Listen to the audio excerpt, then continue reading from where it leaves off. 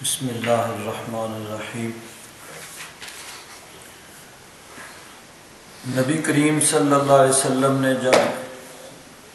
اعلان نبوت فرمایا اس وقت عرب کے اندر بت پرستی عام تھی، بتوں کی پوجا کی جاتی تھی۔ خانہ کعبہ میں 360 بت سجا کے رکھے ہوئے تھے۔ اس کے علاوہ کفار کے بعض قبیلے جو ہیں وہ فرشتوں کو اللہ تبارک و تعالیٰ کی بیٹیاں کہتے تھے اور خیالی، اب فرشتے نظر تو نہیں آتے، خیالی طور پر وہ ان کی پوجا و پرستش کرتے تھے۔ تو قیامت کے دن میدان محشر میں اللہ تبارک و تعالی ان فرشتوں کے پجاری جو ہیں ان سے سوال فرمائے گا، فرشتوں کے سامنے، یعنی ان کے سامنے فرشتوں سے پوچھے گا۔ وَيَوْمَ يَحْشُرُهُمْ جَمِيعًا، جس دن اللہ تبارک و تعالی سب کو جمع فرمائے گا۔ حشر یحشر، جمع کرنا، اسی سے میدان حشر ہے، جمع جہاں سب ہوں گے۔ ثم یقول للملائکۃ، پھر اللہ تبارک و تعالی فرشتوں سے ارشاد فرمائے گا، اہؤلاء، کیا یہ لوگ ایاکم کانوا یعبدون، تمہیں پوجتے تھے، تمہاری عبادت کرتے تھے، تمہیں معبود مانتے تھے اور تمہاری پوجا و پرستش کرتے تھے؟ ان کے سامنے اللہ تبارک و تعالی فرشتوں سے سوال فرمائے گا۔ اللہ تبارک و تعالی عالم الغیب والشہادہ، ہر چھپی ہوئی اور ظاہر چیز کو جاننے والا ہے، اس کو پوچھنے کی حاجت نہیں ہے۔ تو اگر اللہ تبارک و تعالی کسی سے کچھ سوال فرماتا ہے، پوچھتا ہے، تو وہ کسی نہ کسی حکمت کے پیش نظر ہوتا ہے۔ تو یہاں بھی اس حکمت کے پیش نظر فرشتوں سے سوال ہوگا کہ ان کے سامنے ان کے اس عقیدے کی، یعنی برائی کو ظاہر کیا جائے کہ وہ کس طرح غلط عقیدے پر وہ قائم تھے۔ تو اللہ تبارک و تعالیٰ فرشتوں سے سوال فرمائے گا کہ کیا یہ لوگ تمہاری پوجا و پرستش کیا کرتے تھے؟ اب فرشتے جواب دیں گے آگے سے، قالو،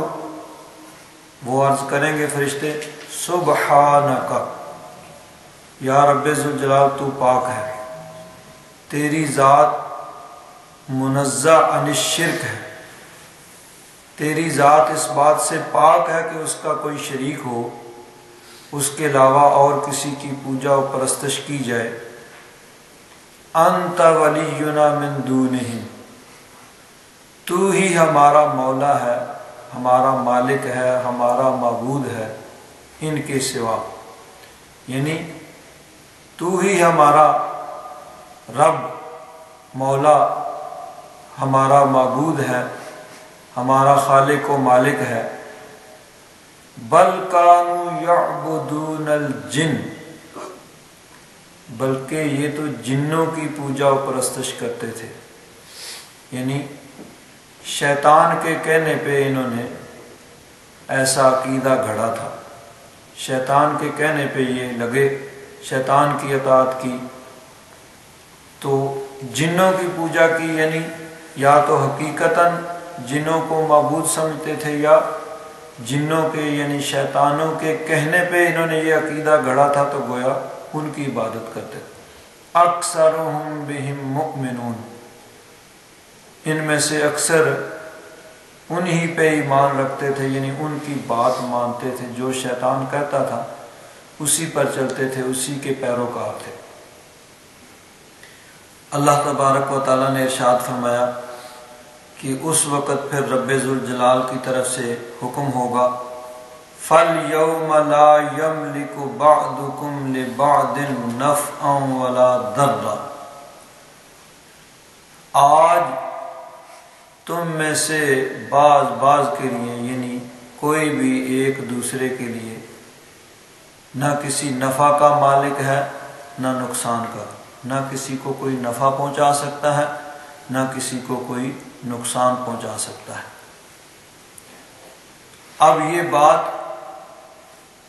کس کو کہی جائے گی؟ کافروں کو، کہ کافر اور ان کے معبودان باطلہ جن کی وہ پوجا و پرستش کرتے تھے۔ فرشتے تو کہیں گے بھئی یا رب ذوالجلال ہماری تو نہیں، یہ شیطانوں کی پوجا کرتے تھے، انہی کی مانتے تھے، وہی ان کے معبود ہوئے۔ تو اب شیطانوں اور باطل پرستوں کو کہا جائے گا بھئی آج تم میں سے کوئی کسی کے لیے نفع و نقصان کا مالک نہیں ہے، نہ کسی کو کوئی نفع پہنچا سکتا ہے نہ کسی کو کوئی نقصان پہنچا سکتا ہے۔ ایمان والے جو ہوں گے ان کو اللہ تبارک و تعالیٰ کے کرم اور فضل سے وہاں پر بھی فائدہ پہنچے گا۔ اللہ تبارک و تعالیٰ کا کرم ہوگا، نبی کریم صلی اللہ علیہ وسلم شفاعت فرمائیں گے، حضور کا کرم ہوگا اہل ایمان پر، تو حضور شفاعت فرمائیں گے۔ اس کے علاوہ قرآن پاک شفاعت فرمائے گا، اور رمضان شریف شفاعت کرے گا، حجر اسود شفاعت کرے گا، آج کسی کے چھوٹے بچے اگر فوت ہو گئے تو وہ شفاعت کریں گے، تو یہ پھر اس کے بعد اللہ والے شفاعت کریں گے۔ تو یہ ایمان والوں کے لیے تو وہاں اللہ تبارک و تعالیٰ کا کرم اور فضل ہوگا، رب کی اجازت سے بہت سے فائدہ پہنچانے والے ہوں گے، لیکن کفار کے لیے کوئی وہاں فائدہ پہنچانے والا نہیں ہوگا۔ وَنَقُولُ لِلَّذِينَ ظَلَمُوا، اور اللہ تبارک و تعالیٰ فرماتا ہے ہم کہیں گے ان لوگوں کو جنہوں نے ظلم کیا، ظالموں سے، ظالم سے مراد کافر ہیں، کافروں سے کہیں گے ذوقوا عذاب النار، چکھو آگ کا عذاب، التی کنتم بہا تکذبون، وہ آگ کا عذاب جس کو تم جھٹلایا کرتے تھے۔ یعنی تمہیں اگر تلقین کی جاتی، تبلیغ کی جاتی، ڈرایا جاتا اور کہا جاتا کہ بھئی بتوں کی پوجا چھوڑ دو، اللہ تبارک و تعالیٰ کو وحدہ لا شریک مانو، اسی کی عبادت کرو، وہی عبادت کے لائق ہے، اگر تم بتوں کی پوجا نہیں چھوڑو گے تو تمہیں جہنم میں ڈالا جائے گا، تو اس وقت تم جھٹلاتے تھے، اس کا مذاق اڑاتے تھے کہ کہاں ہے وہ جہنم، کیسی ہے وہ جہنم، یعنی مختلف طرح کی باتیں اس وقت تم کیا کرتے تھے۔ تو اس وقت پھر جب بے بس ہوں گے، لاچار ہوں گے اور بچنے کا کوئی رستہ نہیں ہوگا، بچنا چاہیں گے لیکن بچنے کی کوئی صورت نہیں ہوگی، تو اللہ تبارک و تعالیٰ فرماتا ہے اس وقت ہم کہیں گے وَنَقُولُ لِلَّذِينَ ظَلَمُوا، ظالموں سے کہیں گے ذُوقُوا عَذَابَ النَّارِ الَّتِي كُنتُم بِهَا تُكَذِّبُونَ، آگ کا عذاب چکھو جس کو تم جھٹلایا کرتے تھے، جس کا انکار کیا کرتے تھے، جس کا مذاق اڑایا کرتے تھے۔ وَإِذَا تُتْلَىٰ عَلَيْهِمْ آيَاتُنَا بَيِّنَاتٍ، جب ان پر ہماری آیتیں تلاوت کی جاتی ہیں، کفار پر ہماری آیتیں تلاوت کی جاتی ہیں، تو قالو کہتے ہیں، یا تو یہ اسی کے ساتھ ہے، یعنی قیامت کے دن اللہ تبارک و تعالی ان کو شرمندہ کرنے کے لیے یہ ارشاد فرمائے گا کہ جب تم پر میری آیتیں تلاوت کی جاتی تھیں تو تمہارا آگے سے جواب، تمہارا ریئیکشن کیا ہوتا تھا؟ تو اگر اس کا پچھلے کے ساتھ تعلق نہ ہو تو پھر بھی یہ یعنی اس کا معنی اسی اعتبار سے ہے کہ کافروں کی حالت کیا ہے دنیا میں؟ وَإِذَا تُتْلَى عَلَيْهِمْ آيَاتُنَا بَيِّنَاتٍ، جب ان پر ہماری روشن آیات کی تلاوت کی جاتی ہے، قرآن پاک پڑھا جاتا ہے، حق کی دعوت دی جاتی ہے، باطل کو چھوڑنے کے لیے کہا جاتا ہے، قالوا، آگے سے کہتے ہیں، ما ھذا الا رجل، نہیں ہے یہ مگر ایک مرد، ایک ایسا آدمی ہے، یرید ان یصدکم عما کان یعبد آباؤکم، یہ چاہتا ہے، ارادہ یرید چاہنا، یہ چاہتا ہے ان یصدکم کہ تمہیں روک دے، اما کان یعبد آباؤکم، اس چیز سے جس کی عبادت تمہارے آباء و اجداد کرتے تھے، تمہارے گزشتہ آباء و اجداد وہ صدیوں سے جس چیز کی پوجا و پرستش کر رہے ہیں، یہ تمہیں ان سے روکنا چاہتا ہے، یعنی وہ بت جن کی پوجا و پرستش تمہارا باپ، تمہارا دادا، تمہارا پردادا، صدیوں سے لوگ جن کی پوجا و پرستش کرتے ہیں، جس رستے پہ وہ چل رہے ہیں، جس دین پہ وہ کار بند ہیں، یہ چاہتا ہے کہ تمہیں اس دین سے روک دے۔ اب یہاں پہ یعنی حق باطل کی بات نہیں ہے، ان کے نزدیک بس اپنے باپ دادا کے دین کے ساتھ چمٹے رہنا یہی ضروری تھا کہ جو باپ دادا کرتے آئے ہیں وہی تم کرو، کسی کی بات نہ سنو۔ تو یہ تمہیں تمہارے باپ دادا کے دین سے روکنا چاہتا ہے۔ یہاں ایک دو باتیں ضروری ہیں۔ ایک تو یہ ہے کہ جب کسی کے پاس دلائل کے میدان میں کوئی ناکام ہو جاتا ہے، جب کوئی اس کے پاس اپنی بات کی کوئی دلیل نہیں ہوتی،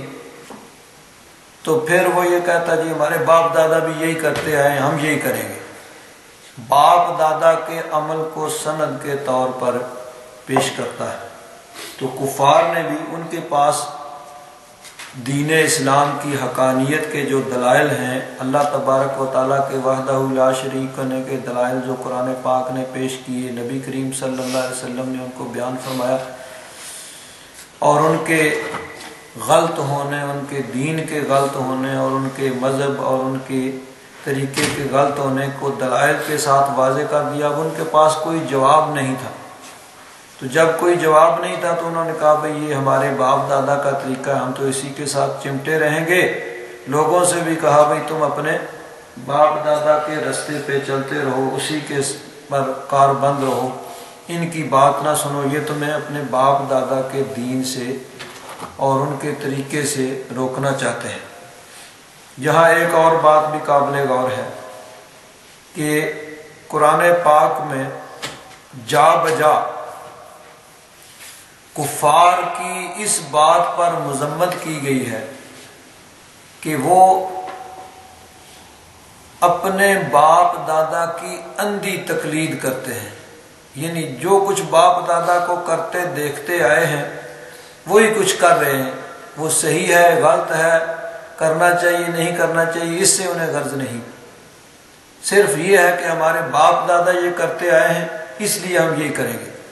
تو باپ دادا کی اندھی تقلید، تقلید کا معنی ہوتا ہے کسی کے پیچھے چلنا، لیکن کسی کے پیچھے چلنے کے لیے بھی تو آنکھوں کھول کے چلنا چاہیے نا، کہ یہ نہیں کہ وہ اگر کنویں میں گر رہا ہے تو آدمی اس کے پیچھے کنویں میں ہی گر جائے، یہ اندھی تقلید ہوگی۔ بھائی ٹھیک ہے، تو تقلید کرنے کے لیے بھی آنکھیں کھول کے کسی کے پیچھے چلنا چاہیے، کہ مثلا آپ کسی کے پیچھے فالو کر رہے ہیں، بھائی ٹھیک ہے، ایک کہتا ہے میں گاڑی پہ جا رہا ہوں، تم میری گاڑی کے پیچھے پیچھے آؤ، تو آپ دیکھیں گے وہ نو انٹری میں داخل ہو رہا ہے تو آپ کہیں بھائی نہیں یہ تو نہیں ہو سکتا، کیونکہ تقلید سیدھے سیدھے رستے پہ ہونی ہے، غلط رستے پہ تو نہیں ہونی ہے۔ تو وہ اندھی تقلید ہوتی ہے کہ بن دیکھے اگلے کے پیچھے چلتے جاؤ، بھی جو بھی ہے صحیح ہے غلط ہے جو کچھ بھی ہے۔ تو کفار جو تھے اپنے باپ دادا کی اندھی تقلید کرتے تھے۔ بعض لوگ اس قسم کی آیات پڑھ کے اہل حق پہ چسپاں کرتے ہیں، حالانکہ اہل حق جو ہیں، اہل سنت و جماعت، وہ بزرگان دین کے طریقوں کو اپناتے ہیں، لیکن بزرگان دین کے طریقوں وہ طریقے ہیں جو انہوں نے قرآن و حدیث کی روشنی میں وضع کیے۔ شریعت مطہرہ پہ وہ عمل کرتے آئے ہیں، تو شریعت مطہرہ پر چونکہ وہ کار بند تھے، اسی لیے ہم ان کے طریقے پہ چلتے ہوئے اور ان کی تقلید کرتے ہیں۔ حضرت امام اعظم ابو حنیفہ رحمۃ اللہ تعالی علیہ نے اور آپ کے شاگردوں نے ساری زندگی محنت کر کے قرآن و حدیث کا نچوڑ فقہ کی صورت میں ہمارے سامنے پیش کیا۔ تو آج ہم حضرت امام اعظم ابو حنیفہ رحمۃ اللہ تعالی علیہ کی تقلید کرتے ہیں، تو اس لیے کہ انہوں نے قرآن و حدیث کا نچوڑ ہمارے سامنے پیش کیا۔ تو یہ اندھی تقلید نہیں ہے، بلکہ وہ ان کا زمانہ نبی کریم صلی اللہ علیہ وسلم سے بہت قریب تھا۔ 80 سال بعد، یعنی 80 ہجری میں حضور نبی کریم صلی اللہ علیہ وسلم کے وصال کے 70 سال بعد حضرت امام اعظم ابو حنیفہ رحمۃ اللہ تعالی علیہ پیدا ہوئے۔ تو وہ زمانہ بہت قریب تھا، انہوں نے نبی کریم صلی اللہ علیہ وسلم کی احادیث صحابہ اکرام سے سنی یا صحابہ اکرام کے آگے شاگرد تابعین سے سنی، اور انہوں نے قرآن و حدیث کا نچوڑ ہمارے سامنے پیش کیا۔ تو آج 1400 سال بعد ہم قرآن و حدیث کو اس طریقے سے نہیں سمجھ سکتے جس طریقے سے انہوں نے سمجھا۔ تو اس لیے جو انہوں نے قرآن و حدیث کا نچوڑ فقہ کی صورت میں پیش کیا، ہم اس کو یعنی فالو کرتے ہیں۔ تو یہ عجیب بات ہے کہ جس نے نبی کریم صلی اللہ علیہ وسلم کے وصال کے 80 سال بعد، 100 سال بعد قرآن و حدیث کا نچوڑ ہمارے سامنے پیش کیا، اس کو تو ہم نہ مانیں اور آج خود اٹھیں اور خود قرآن پاک کی تفسیر اور احادیث مبارکہ کی تفسیر کریں، ہم کہیں یہ درست ہے اور وہ غلط ہے۔ یہ بات نہیں ہے کہ وہ انہوں نے قرآن و حدیث کا نچوڑ جو ہمارے سامنے پیش کیا ہے فقہ کی صورت میں، اس کو ہم فالو کر رہے ہیں، اس کو مانتے ہیں، اور اس لیے مانتے ہیں کہ وہ قرآن و حدیث کا نچوڑ ہے اور قرآن و حدیث کے عین مطابق ہے۔ تو ایک ہے تقلید، یہ جو ائمہ مجتہدین کی جاتی ہے، اس لیے کہ وہ اللہ رسول کے فرمان کے مطابق ہے اور قرآن و حدیث کا نچوڑ ہے، اور ایک ہوتی ہے اپنے باپ دادا کی اندھی تقلید کہ وہ صحیح ہے یا غلط ہے، ہمیں اس سے غرض نہیں، ہم نے ان کے پیچھے چلنا ہے، یہ گمراہی ہے۔ اور اسی کی اللہ تبارک و تعالیٰ نے قرآن پاک میں جا بجا مذمت فرمائی ہے کہ کفار اپنے باپ دادا کی اندھی تقلید کرتے تھے کہ ٹھیک ہے بھائی جو وہ کرتے تھے ہم وہ کریں گے، ہمیں اس سے غرض نہیں ہے کہ وہ صحیح ہے یا غلط ہے، اسی کو کہتے بس یہی صحیح ہے اور اسی کو ہم فالو کریں گے۔ تو یہی کفار کا طریقہ تھا کہ وہ لوگوں کو اس بات سے ڈراتے تھے کہ تمہارے باپ دادا کے طریقے سے تمہیں ہٹانا چاہتا ہے، اس کی بات نہ مانو، اس کے قریب نہ جاؤ، اس کی بات نہ سنو۔ اللہ تبارک و تعالیٰ فرماتا ہے وَإِذَا تُتْلَىٰ عَلَيْهِمْ آيَاتُنَا بَيِّنَاتٍ، جب ان پر ہماری روشن آیات کی تلاوت کی جاتی ہے، قَالُوا مَا هَٰذَا إِلَّا رَجُلٌ، تو کافر کہتے ہیں یہ نہیں ہے مگر ایک ایسا آدمی يُرِيدُ أَن يَصُدَّكُمْ عَمَّا كَانَ يَعْبُدُ آبَاؤُكُمْ، چاہتا ہے کہ تمہیں ان کی عبادت سے روک دے جن کی پوجا و پرستش تمہارے آباء و اجداد کیا کرتے تھے، وہ بت جو خانہ کعبہ میں سجا کے انہوں نے رکھے ہوئے تھے اور جن کی وہ نسل در نسل صدیوں سے ان کی پوجا و پرستش کر رہے تھے، انہوں نے کہا ہمارے باپ دادا جن کی پوجا و پرستش کرتے ہیں یہ تمہیں ان سے روکنا چاہتا ہے۔ وَقَالُوا، اور ان کافروں نے یہ بھی کہا مَا هَٰذَا إِلَّا إِفْكٌ مُفْتَرًى، حاضہ سے اشارہ قرآن پاک کی طرف ہے کہ یہ قرآن پاک نہیں ہے مگر ایک افک مفترا، یعنی جھوٹ گڑا ہوا، یہ اللہ تبارک و تعالیٰ کی وحی نہیں ہے، اللہ تبارک و تعالیٰ نے اس کو نازل نہیں کیا ہے، یہ خود ہی گھاڑ لیتے ہیں اور سوچ بچار کر کے کوئی جملے بنا لیتے ہیں اور آیات کی صورت میں اس کو پیش کر دیتے ہیں۔ اب دیکھیے کفار، حالانکہ کافروں کو بار بار چیلنج کیا گیا کہ تم کہتے ہو یہ قرآن پاک اللہ کا کلام نہیں ہے، اگر یہ اللہ کا کلام نہیں ہے، نبی کریم صلی اللہ علیہ وسلم نے خود بنایا ہے، تو نبی کریم صلی اللہ علیہ وسلم تو کسی استاد کے پاس پڑھنے کے لیے گئے نہیں، کسی مدرسے میں داخلہ نہیں لیا، تم لوگ فصیح و بلیغ ہو، تمہیں اپنی فصاحت و بلاغت پہ ناز ہے، تو تم بھی اس جیسی آیتیں بنا لو۔ مختلف وقتوں میں چیلنج کیا، اس کو اس طرح کہا جا سکتا ہے کہ پہلے کہا بھئی تم بھی اس جیسی 10 صورتیں بنا لو، 10 صورتیں نہیں بنا سکے، چلو 10 نہیں تو 1 صورت بنا لو، 1 صورت بھی نہیں، چلو کوئی 1 آیت ہی بنا لاؤ، تو وہ لاجواب ہو گئے۔ انہوں نے اپنی پوری کوشش بھی کی لیکن ناکام ہو گئے۔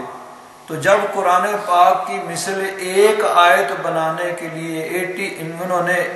ایڑی چوٹی کا زور لگا دیا اور فرمایا سب ہم اپنے حمایتی بنا لو، جتنے بھی تمہارے مددگار ہیں سب کو بلا لو اور 1 آیت ہی اس کی مثل بنا لو،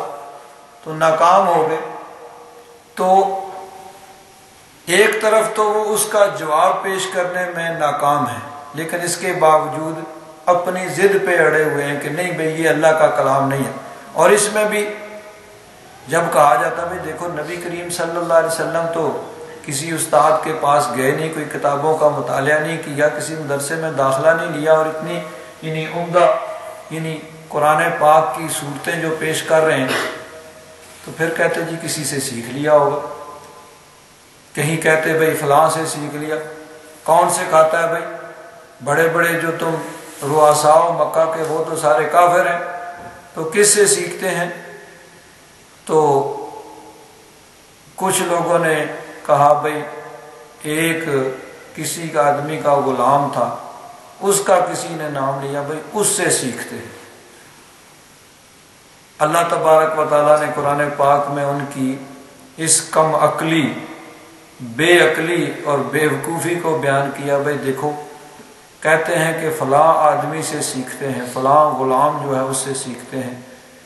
لسان الذی یلحدون الیہ اعجمی وہذا لسان عربی مبین، ڈھونڈ کے اور غور و فکر کر کے سوچ کے جس آدمی کا نام بھی لیا تو وہ کیسا کہ جس کی اپنی زبان عربی ہے ہی نہیں، جو بیچارہ بمشکل عربی کے چند جملے بولتا ہوگا، اس کا نام لیا، بھئی یہ اس سے سیکھتے ہیں۔ تو اب ایک آدمی یہاں نیدرلینڈ میں رہتا ہو اور اس نے چند جملے ڈچ کے سیکھ لیے ہوں اور وہ 1-2 لفظ ڈچ کے بول سکتا ہو، اپنا بمشکل گزارا کرتا ہو، تو مرد کو وہ زئی کہتا ہو، عورت کو ہے ہی کہتا ہو،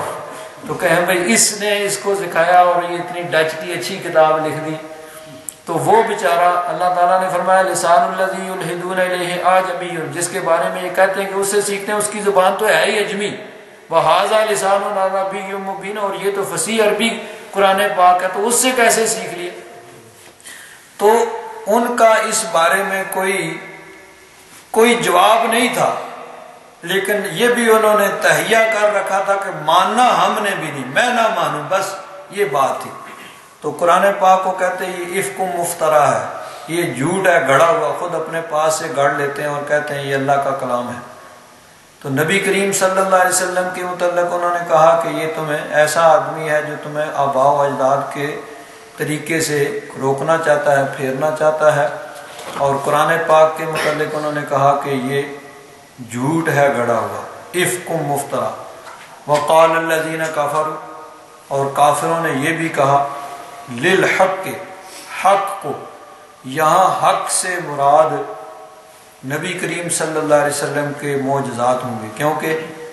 نبی کریم صلی اللہ علیہ وسلم کا ذکر ہو گیا کہ حضور کے متعلق انہوں نے کہا ما ھذا رجل الا رجل، یہ تو ایسا آدمی ہے جو تمہیں تمہارے آباء و اجداد کے رستے سے روکنا چاہتا ہے۔ اور قرآن پاک کے متعلق کہا ما ھذا الا افک مفترا، کہ یہ نہیں ہے مگر اپنے پاس سے گھڑا ہوا کلام۔ تو آگے للحق، حق سے مراد ہے نبی کریم صلی اللہ علیہ وسلم کے معجزات، یہاں مراد حضور کے معجزات ہیں۔ تو کافروں نے کہا حق کو، لما جاءہم، جب وہ حق ان کے پاس آیا، یعنی حضور نبی کریم صلی اللہ علیہ وسلم نے جب ان کو معجزات دکھائے، حضور نبی کریم صلی اللہ علیہ وسلم کی نبوت پر انہوں نے اعتراضات کیے، حضور نبی کریم صلی اللہ علیہ وسلم نے خدا داد معجزات انہوں نے دکھائے، جو اللہ تبارک و تعالیٰ نے معجزات آپ کو عطا فرمائے تھے، آپ نے ان کو معجزات دکھائے۔ اگر انہوں نے کہا چاند کو 2 ٹکڑے کرو تو حضور نے چاند 2 ٹکڑے کر کے دکھا دیا۔ کبھی سورج حضور کی بات کی سچائی کے لیے رک جاتا ہے، حضور نبی کریم صلی اللہ علیہ وسلم نے جو بات کہی ہے وہ پوری ہونے کے لیے سورج رک جاتا ہے، سورج رکا ہوا ہے، جب تک حضور کی بات پوری نہیں ہوگی سورج ڈوبے گا نہیں۔ کبھی سورج رکتا ہے، کبھی وہ پتھروں کو کلمہ پڑھتے ہوئے دیکھتے ہیں، ابو جہل کی مٹھی میں کلمہ پڑھا کنکریوں نے، پتھروں نے، کبھی درختوں کو سجدہ کرتے ہوئے دیکھتے ہیں، کبھی جانوروں کو گفتگو کرتے ہوئے دیکھتے ہیں۔ حضور نبی کریم صلی اللہ علیہ وسلم کے معجزات، ان کا بھی ان کے پاس کوئی جواب نہیں تھا۔ حضور کے معجزات کو دیکھنے کے باوجود انہوں نے کہا ان ھذا الا سحر مبین، یہ تو کھلا ہوا جادو ہے۔ قرآن پاک کا یعنی جواب ان کے پاس کوئی نہیں ہے، دلائل کے میدان میں ناکام ہو گئے، لیکن پھر بھی یہ کہا بھی یہ اپنے پاس سے گڑا ہوا، ہم نہیں مانتے۔ اور نبی کریم صلی اللہ علیہ وسلم کے لاجواب معجزات کو دیکھ کر اس کا بھی ان کے پاس کوئی جواب نہیں ہے، پھر بھی یہی کہہ رہے ہیں کہ ان ھذا الا سحر مبین، یہ تو بڑا کھلا ہوا جادو ہے۔ تو انہوں نے چونکہ جو آدمی پہلے سے ہی ایک ذہن بنا لیتا ہے کہ نہیں میں نے نہیں ماننا، اس کو سمجھانا اور منوانا جو ہے پھر وہ بڑا مشکل بلکہ امپاسبل، ناممکن ہوتا ہے کہ جو پہلے سے ہی تہیہ کر لے بھائی کچھ بھی ہو جائے میں نہیں مانا۔ جو آدمی کھلے ذہن سے کسی کی بات سنتا ہے اس کے ماننے کے امکانات ہوتے ہیں، بھائی ہاں اگر اس کی بات اس کی سمجھ میں آ گئی تو یہ مان لے گا، لیکن جس نے پہلے سے تہیہ کر لا تو وہ کوئی نہ کوئی عذر لنگ فضول عذر بنا ہی لے گا، کوئی بھی اس کے پاس جواب نہیں ہوگا تو پھر بھی اس نے ماننا نہیں ہے۔ تو چونکہ کافروں نے، جن لوگوں نے پہلے سے ہی تہیہ کیا ہوا تھا، انہوں نے تو نہیں ماننا تھا، انہوں نے قرآن پاک کے دلائل کے سامنے لاجواب ہو کے جب اس کی مثل نہ پیش کر سکے، ایک آیت بھی نہ بنا سکے، پھر بھی کہا بھئی یہ جھوٹ ہی ہے، اپنے پاس سے گڑا ہوا۔ حضور نبی کریم صلی اللہ علیہ وسلم کے معجزات کو دیکھ کر بھی انہوں نے کہا ان ھذا الا سحر مبین، یہ جادو ہے، جادو کے ذریعے سے کرشمے دکھا رہے ہیں۔ حالانکہ بعض لوگ ایسے تھے، ابو جہل نے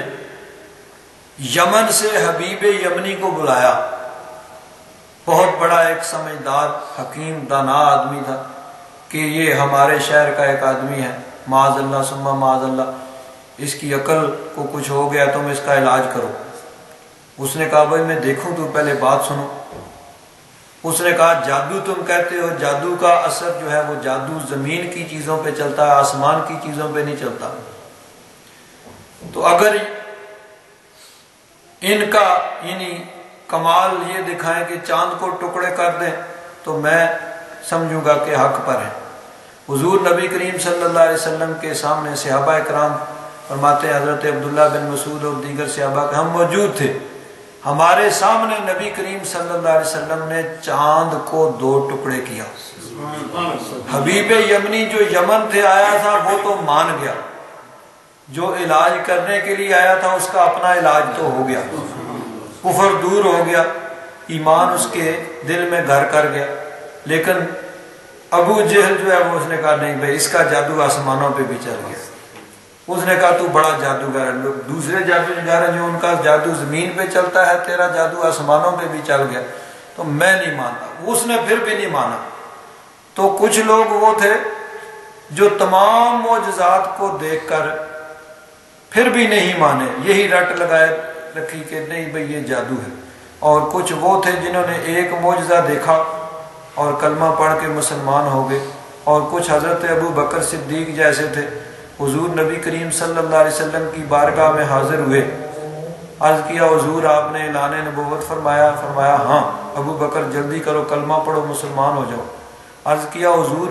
کوئی نبوت کی دلیل بھی تو ہوگی؟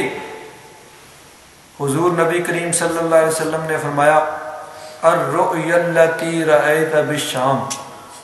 شام میں جو تو نے خواب دیکھا اور جو تمہیں کھینچ کے میری بارگاہ میں لے کے آ گیا، اس سے آگے بھی کچھ دلیل کی ضرورت ہے؟ تو فوراً کلمہ پڑھ کے مسلمان ہو گئے۔ اور ایک حضرت عبداللہ بن سلام تھے، یہودیوں کے بہت بڑے عالم تھے، آئے اس لیے کہ نبی کریم صلی اللہ علیہ وسلم سے مناظرہ کریں، اعتراض کریں، لیکن جب حضور کی بارگاہ میں حاضر ہوئے، حضور نبی کریم صلی اللہ علیہ وسلم کا چہرہ انور دیکھا تو چہرہ انور دیکھ کر پکار اٹھے واللہ ما ھذا وجہ الکاذب، اللہ کی قسم یہ کسی جھوٹے کا چہرہ نہیں ہو سکتا۔ فوراً کلمہ پڑھ کے مسلمان ہو گئے، انہیں کسی معجزے کی ضرورت ہی نہیں پڑی۔ تو جنہوں نے ایمان قبول کرنا تھا وہ تو اس طرح ایمان قبول کر گئے، اور جنہوں نے نہیں کرنا تھا انہوں نے سارے معجزات دیکھ بھی لیے اور پھر بھی کہا کہ یہ ان ھذا الا سحر مبین، یہ تو کھلا ہوا جادو ہی ہے۔ اللہ تبارک و تعالیٰ ارشاد فرماتا ہے وما آتیناہم من کتب، ہم نے ان کو کوئی کتابیں نہیں دی، کتاب کی جمع کتب، ہم نے انہیں کوئی کتابیں نہیں دیں یدرسونہا جس کو یہ پڑھتے، وما ارسلنا علیہم قبلک من نذیر، اور ان لوگوں کی طرف آپ سے پہلے ہم نے کوئی ڈرانے والا، یعنی ماضی قریب میں ان کے پاس کوئی نبی اور رسول بھی نہیں آیا۔ تو یہ جو ان کا مذہب ہے، جس کے یہ پیروکار ہیں، جس کو فالو کر رہے ہیں، یہ اپنے پاس سے گڑھا ہوا ہے، جس کے دل میں جو آیا اس نے اس کو مذہب کا درجہ دے دیا اور اسی کو پیچھے والے اسی کو فالو کر رہے ہیں۔ یعنی نہ تو کوئی ان کے پاس آسمانی کتابیں ہیں اور نہ ان کے پاس کوئی یعنی ماضی قریب میں کوئی ایسا نبی اور رسول آیا جس کی بات کو سنتے اور اس کو یہ فالو کرتے۔ نہ کتابیں ہیں، نہ کوئی ان کے پاس ڈرانے والا، یعنی کوئی مبلغ، کوئی نبی رسول ان کے پاس نہیں آیا۔ جو بھی ان کا طریقہ ہے وہ اپنے پاس سے گھڑا ہوا ہے اور اسی کو وہ فالو کر رہے ہیں۔ وَقَذَّبَ الَّذِينَ مِن قَبْلِهِمْ، ان سے پہلے لوگوں نے بھی جھٹلایا۔ کافر یعنی مکہ والے یہ پہلے نہیں ہے کہ انہوں نے نبی اور رسول کو جھٹلایا، بلکہ پہلے بھی لوگ بہت سی قومیں گزری ہیں، انبیاء کرام تشریف لاتے رہے اور وہ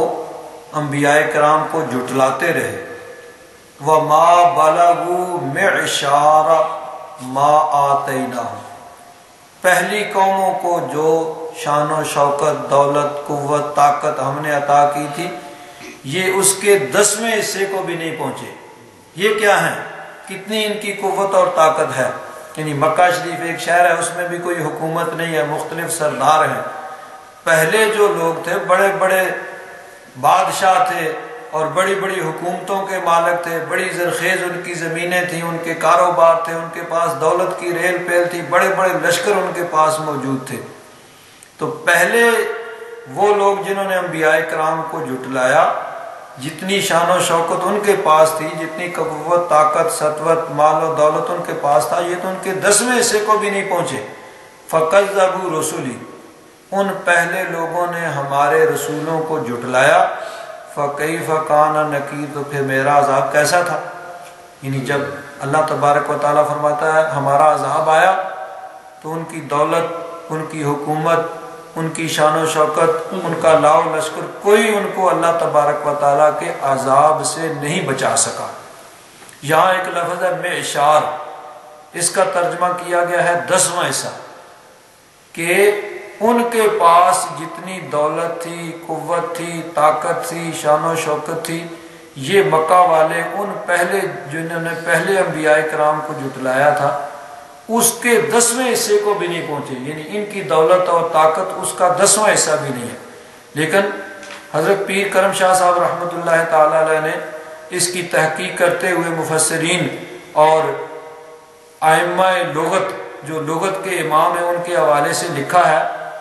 کہ میشار کا معنی 10واں نہیں ہے بلکہ عشر ہوتا ہے جس کا معنی ہوتا ہے 10واں حصہ. جس طرح زکوٰۃ ادا کی جاتی ہے کہ جس کے پاس جتنا ایکسٹرا فالتو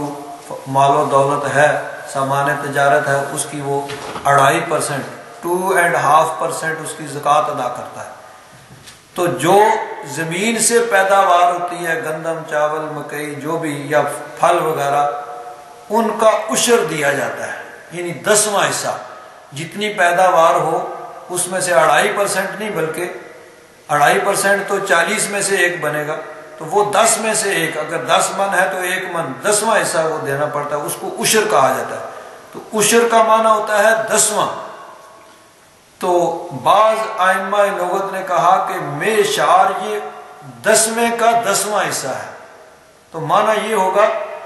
کہ یہ 10ویں کا 10واں یعنی 100واں حصہ. تو جتنی قوت طاقت ان کے پاس تھی یہ اس کے 100ویں حصے کو بھی نہیں پہنچے. وہ ان سے 100 گنا زیادہ قوت اور طاقت اور مال و دولت رکھتے تھے. بلکہ بعض ائمہ لغت نے کہا کہ نہیں، عشر کا معنی ہوتا ہے 10واں. اس کے آگے لفظ بولا جاتا ہے اشیر، عشر اشیر، اشر اشیر اردو میں کہتے ہیں، یعنی 10ویں کا 10واں. تو یہ میشار جو ہے یہ اشیر کا 10واں ہے. تو عشر میں نا 10واں حصہ، اشیر کا میں نا 10ویں کا 10واں، اور میشار یہ اشیر کا یعنی 1000واں حصہ ہو گیا. تو ماوردی کے حوالے سے حضرت پیر کرم شاہ صاحب نے لکھا ہے کہ یہ چیز زیادہ مناسب ہے کہ یہ 10واں حصہ مراد نہیں ہے، 100واں حصہ بھی مراد نہیں ہے، بلکہ 1000واں حصہ مراد ہے. کہ پہلے لوگ جنہوں نے انبیاء کرام کو جھٹلایا تھا، جتنی دولت، قوت، طاقت، شان و شوکت ان کے پاس تھی، آج ان لوگوں کے پاس یہ کفار مکہ جو نبی کریم صلی اللہ علیہ وسلم کو جھٹلاتے تھے، فرمایا ان کے پاس تو اس کا 1000واں حصہ بھی نہیں ہے. تو یہ کس بات کی مولی ہیں؟ وہ لوگ اتنی شان و شوکت والے، جب اللہ تبارک و تعالیٰ کا عذاب آیا تو اللہ تبارک و تعالیٰ کے عذاب سے کوئی ان کو بچا نہ سکا، اور وہ اللہ تبارک و تعالیٰ کے عذاب میں تباہ و برباد ہو گئے، ہلاک ہو گئے. کوئی ان کو عذاب سے نہ بچا سکا. تو ان کو عذاب سے بچانے والا کون ہوگا جب اللہ تبارک و تعالیٰ کی پکڑ آئے گی؟ آگے فرمایا قل، محبوب فرما دو، انما اعظکم بواحدہ، میں تمہیں ایک ہی بات کی نصیحت کرتا ہوں، تم میری ایک بات مان لو، غور کرو. ان تقوموا للہ، کہ تم اللہ کے لیے کھڑے ہو جاؤ، مثنا و فرادا، دو دو یا اکیلے اکیلے، یعنی یا تو 2 آدمی بیٹھ کے غور و فکر کرو، یا 2 بھی نہیں، اکیلا آدمی گھر کے اندر اپنا کمرے کے اندر بیٹھ جائے اکیلا، جہاں کوئی اس کو پریشان کرنے والا، ڈسٹرب کرنے والا، اس کے خیالات میں دخل اندازی کرنے والا نہ ہو، وہاں بیٹھ جائے. ثم تتفکروا، پھر سوچو، ما بصاحبکم من جنہ، تمہارے ان صاحب یعنی نبی کریم صلی اللہ علیہ وسلم میں کوئی جنون نہیں ہے. نبی کریم صلی اللہ علیہ وسلم کو معاذ اللہ وہ کہتے تھے کہ یہ مجنون ہے. معاذ اللہ حضور نبی کریم صلی اللہ علیہ وسلم کے متعلق کہتے تھے کہ ان کے دماغ کو کچھ ہو گیا، اس لیے اس قسم کی باتیں کرتے تھے. تو اللہ تبارک و تعالیٰ نے فرمایا کہ محبوب ان سے کہو کہ تم اگر مجمع ہوگا 10 20 50 آدمی ہوں گے تو جتنے منہ اتنی باتیں، وہاں پھر کسی بات کے نتیجے پہ پہنچنا پھر مشکل ہو جاتا ہے. تو تم 2 بیٹھ جاؤ یا اکیلے اکیلے بیٹھ کے سوچو اور غور کرو کہ وہ آدمی جس کو آج تک تو تم الامین اور الصادق کہتے رہے، کہ مکہ میں اس جیسا سمجھدار آدمی تمہیں کوئی نظر نہیں آتا تھا، مکہ میں اس جیسا نیک، متقی، پرہیزگار اور امانت دار اور سچا آدمی تمہیں کوئی نہیں ملتا تھا.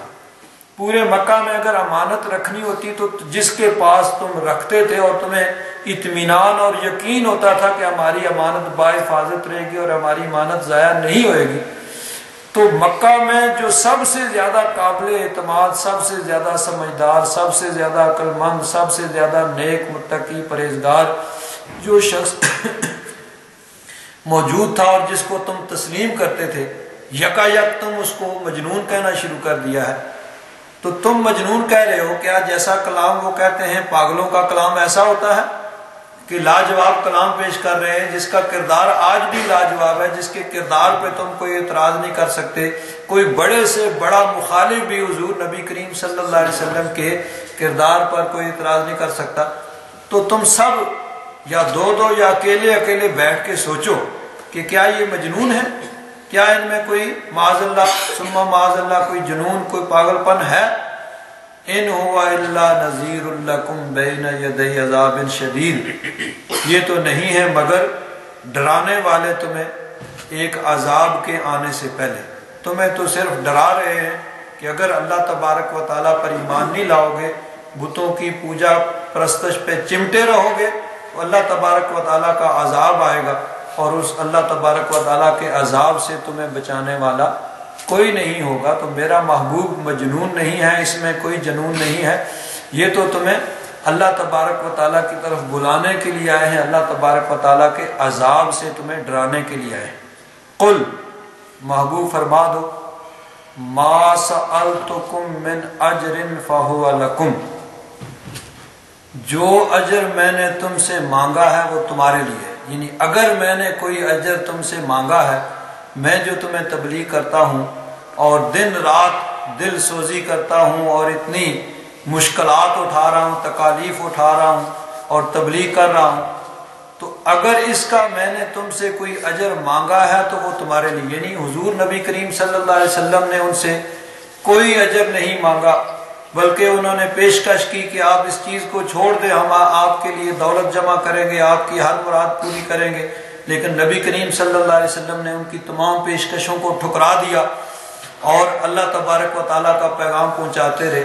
تو اللہ تعالیٰ نے فرمایا کہ محبوب ان سے فرما دو کہ میں نے تم سے کوئی اجر نہیں مانگا ہے، اگر کوئی اجر مانگا ہے تو وہ تم اپنے پاس رکھو، یعنی کوئی اجر تم سے نہیں مانگا۔ ان اجریہ الا علی اللہ، تم نے مجھے اجر دینا ہی کیا ہے، تم دے ہی کیا سکتے ہو، مجھے دینے والا تو میرا رب ہے، میرا اجر تو میرے رب کے ذمہ کرم پہ ہے،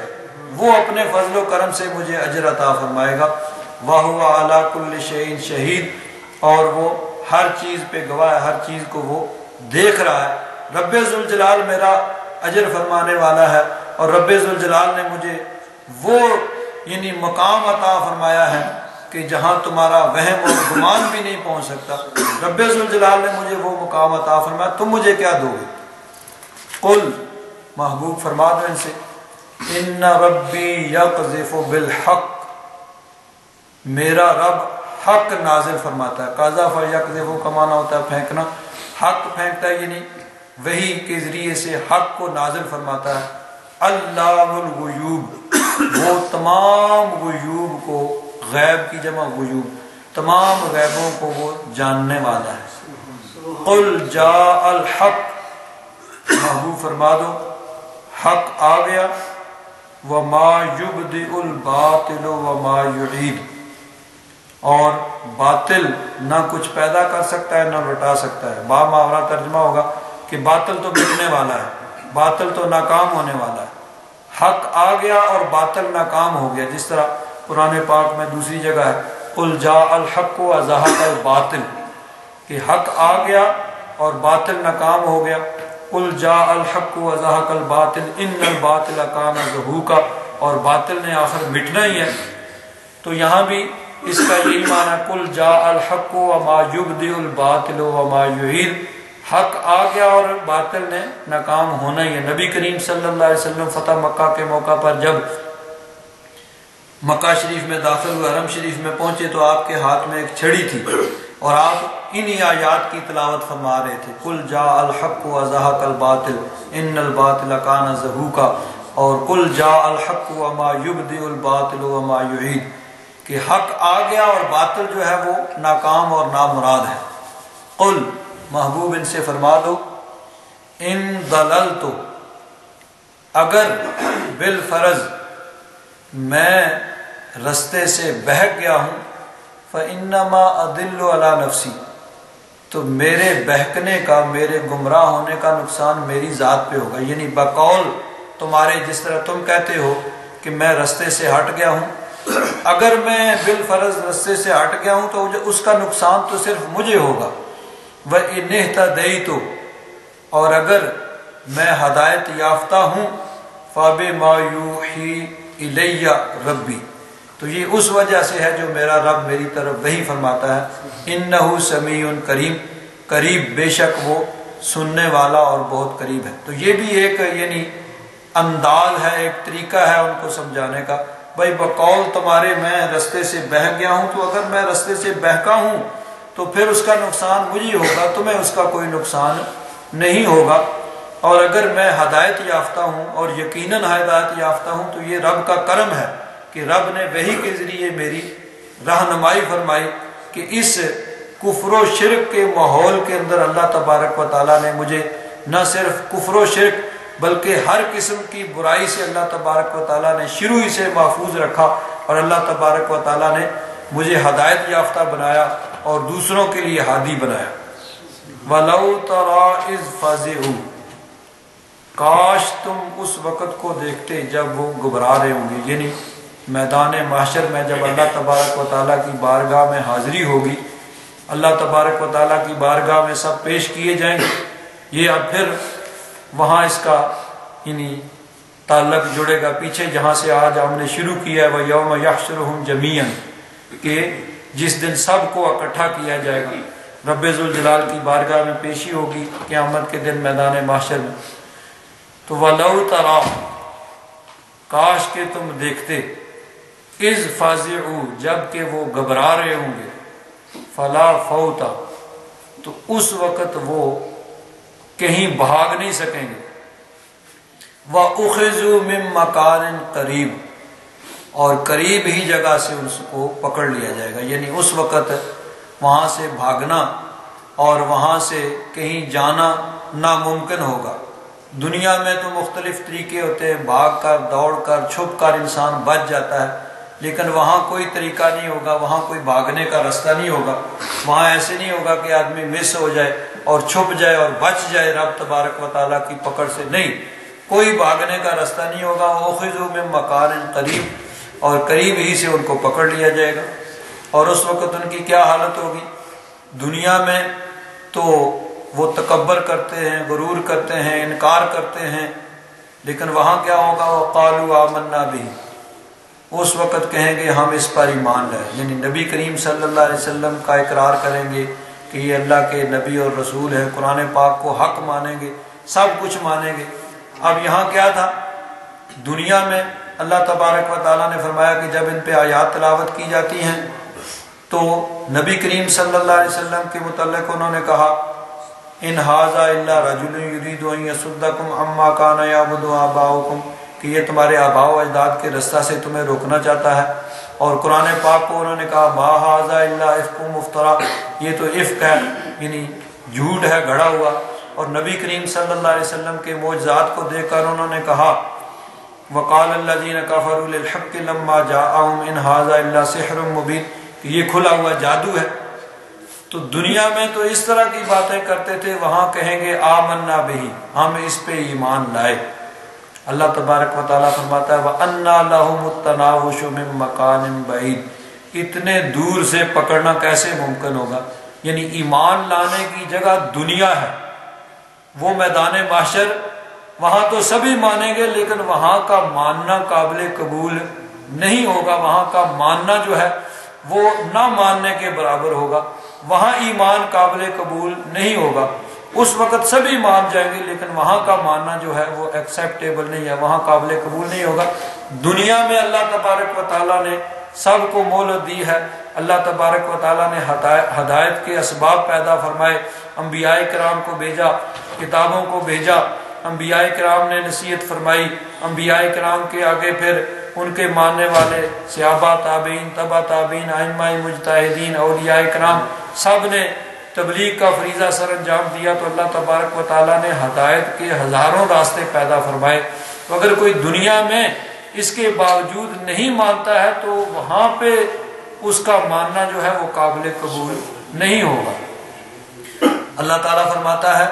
وَقَدْ كَفَرُوا بِهِ مِن قَبْلِ، پہلے تو وہ اس کا انکار کر چکے۔ دنیا میں